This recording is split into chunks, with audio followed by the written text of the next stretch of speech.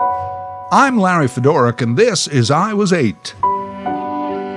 It's my weekly personal journal storytelling podcast about growing up in the small Canadian prairie town of Wakaw, Saskatchewan. I Was 8, The Lost Episodes.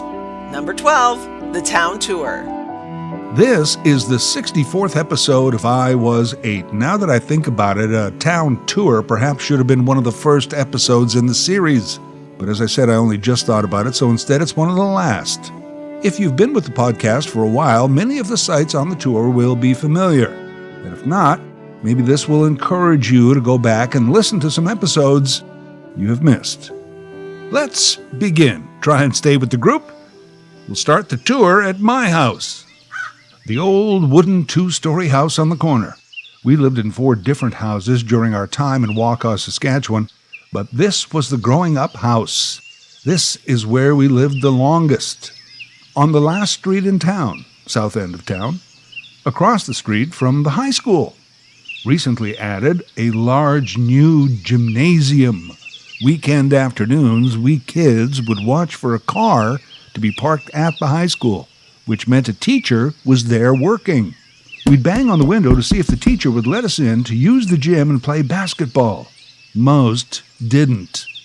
But Miss Wayner always did. All other access doors were locked, so it's not like we had free run of the high school, just the gym and the locker rooms. Miss Wayner, by the way, was like 6'6", 100 pounds. We always wanted her to play on our team. If she plays, we get Miss Wayner. No, we get Miss Wayner. Well, didn't matter. She never played, but she always let us in. If we go east from the house for about a block, there's my grandparents' house, my dad's folks. That's where they lived after they sold the farm. That's where I learned to cheat at cribbage. Halfway between the two houses, our church. Our small town of 1,000 people had 6 churches: Roman Catholic, Ukrainian Catholic, Greek Orthodox, United Church, a Baptist church, and a Kingdom Hall of Jehovah's Witnesses, which Dad said was not a church. It's a hall. It says hall right on their building. Okay, Dad. Well, either way, 6 gods, no waiting. Note, no Lutherans, Presbyterians, Mormons, synagogues, mosques, temples of any kind. If they lived in the area, I guess they were on their own. Atheists worshipped at the beer parlor, so I was told. And I guess agnostics were simply forced to wander the town aimlessly. If you walk about 2 blocks in the other direction from our house, you come to the highway, the stretch of blacktop that bordered our town on the west side. The number 2 highway, north to Prince Albert. South began your trip to Saskatoon, the number 2. As kids, we of course made all the number 2 jokes. I went to Prince Albert on the weekend. Oh, I guess you took a big number 2. Did you take a number 2 in the car? Careful on the number 2. It can be slippery. Oh, yeah, we were hilarious. None of our streets had names, didn't need them.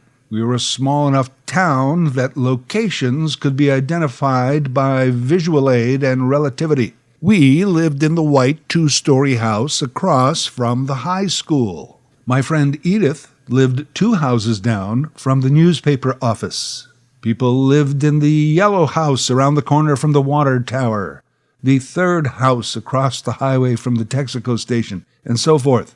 Need directions to someone's house? Turn right at the hockey arena, left at the hospital. When you come to the vacant lot, turn left again, then look for the house with the brown Dodge in front of it. Okay, thanks. Got it. See you soon.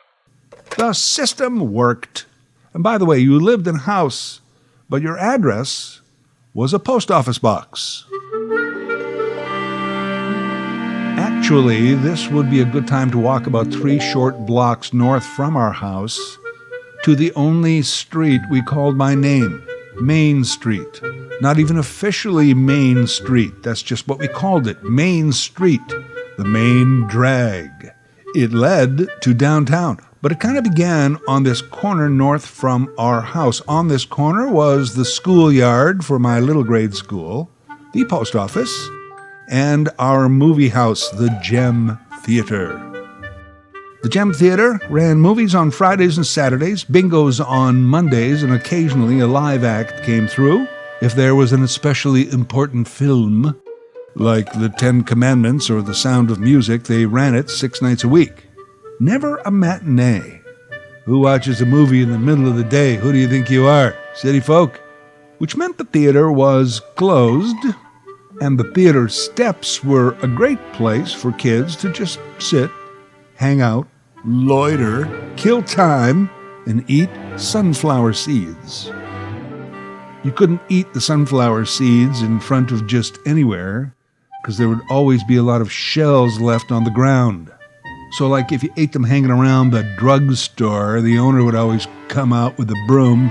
"You get away from here, you kids. You're making a big mess. I'm going to call your folks. They'll make you sweep it up." We were rebels with our sunflower seeds. The preferred and perfected method of consumption was to put a big handful into your mouth to one side like a wad of chewing tobacco. Then carefully with your tongue isolate one, crack it with your teeth, spit out the shell, consume the nut. Quite the skill. Spitting the shells wherever we pleased. We even called them spits. "Hey, give me a handful of your spits." Eventually, Spitz became a brand name of sunflower seeds, but yeah, because we invented that. Hanging out in front of the Gem Theater could easily kill an afternoon. You saw everybody that was coming into town that day. "Oh, I see the Kendalls have come into town. You know, little Alice wet herself in the middle of recess just last week." "Oh yeah, I heard that."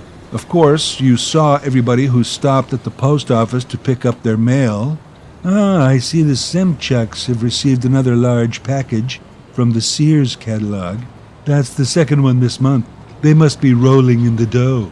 Oh yeah, even at age 8, we were already in training to become gossipy, meddling old people. If we get our asses off the theater steps and start to walk the main drag east toward downtown, you will see the beginnings of the Wakaw bustling retail sector. On your right, you will see the liquor store, the old system there still. You went in, consulted a chart, filled in a form, number 137, the Hiram Walker. Quantity. How many, Dad? 2. You better make it 3. You'd hand it in, get your bagged product, pay, and leave. You never actually saw your booze until you got it home. Yeah, as a kid, I would fill out the form. Dad taught me. Most kids did this.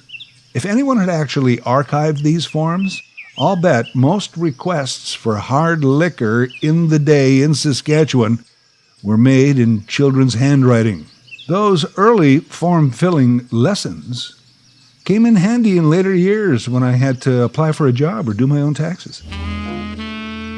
Across the street, the Pool Hall. Pool Hall Liquor Store. Obviously, this 30-foot stretch is the seedy, ne'er-do-well part of town. Next to the liquor store, the barber shop, complete with good old-fashioned barber chair. Oh, I always wanted one of those. Of course, as a kid, you couldn't sit in it.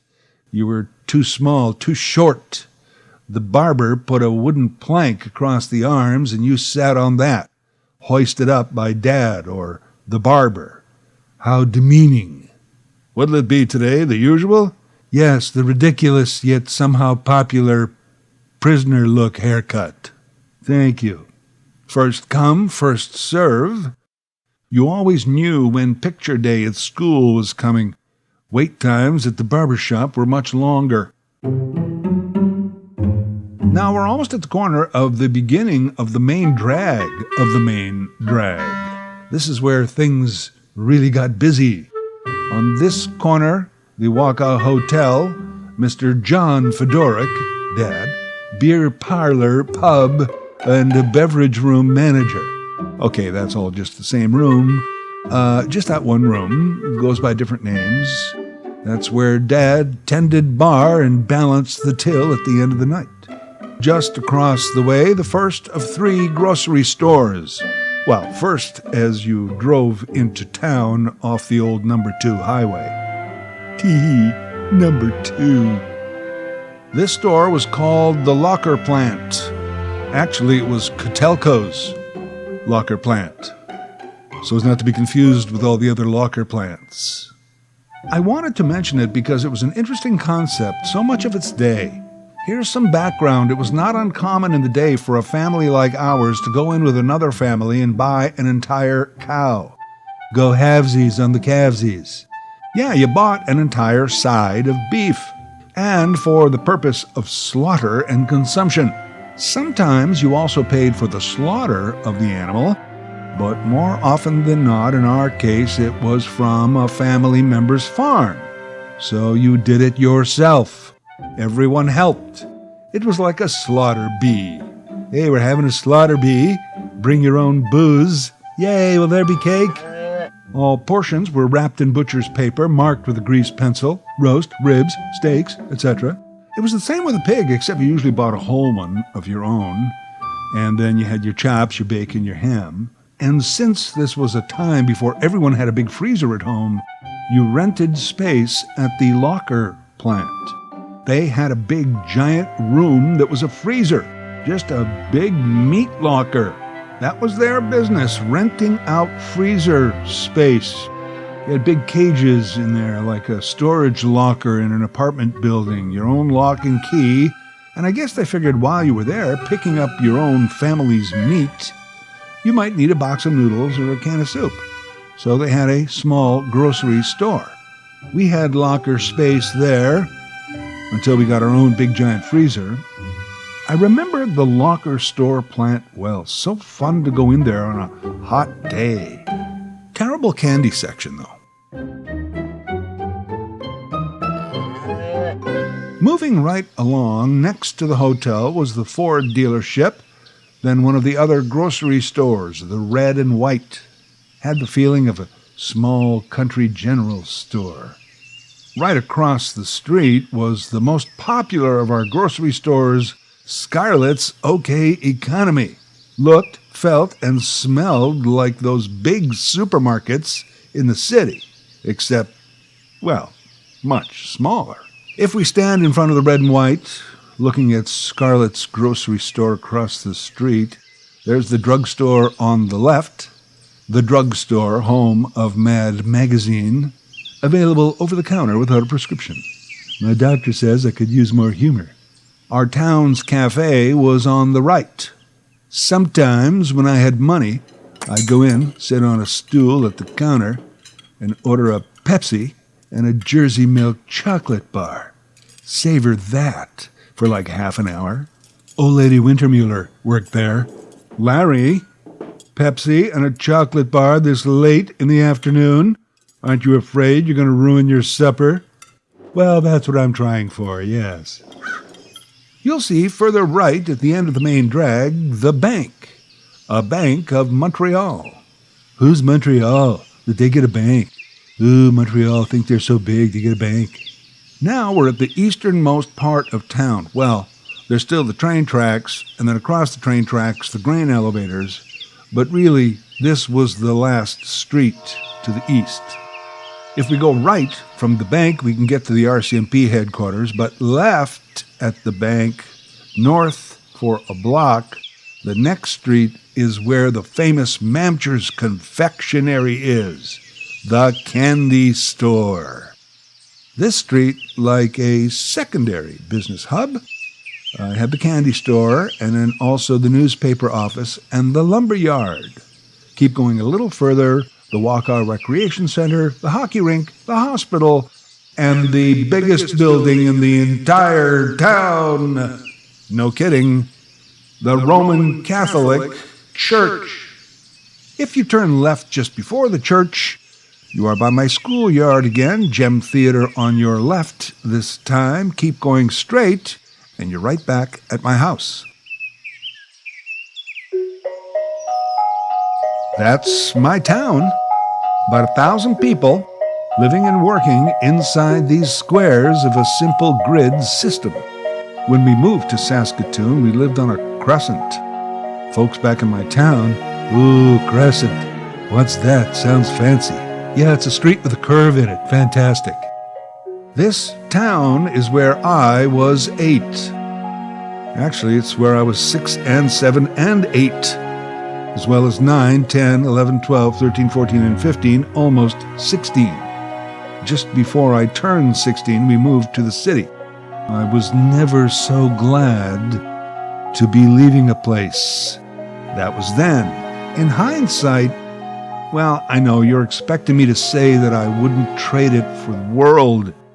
Well, hold on. That's some trade for the world. Yeah, I'd trade some of that small town experience for the world. In a way, I kinda did. Other parts I would have traded for some penny candy. But yeah, you can't change the past. So why ponder those kind of trades?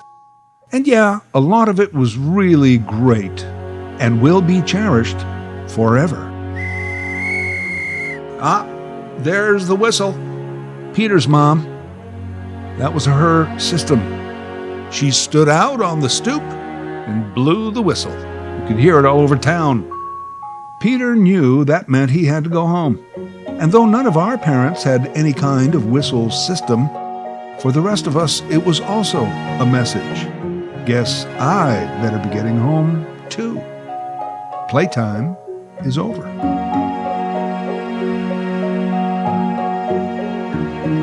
I Was 8 is a weekly storytelling podcast written, produced, and voiced by Larry Fedoruk. Coming soon, later that same life. More stories by Larry Fedoruk. Be sure to visit the I Was 8 YouTube channel and reach out to Larry, LarryFedoruk37 @gmail.com.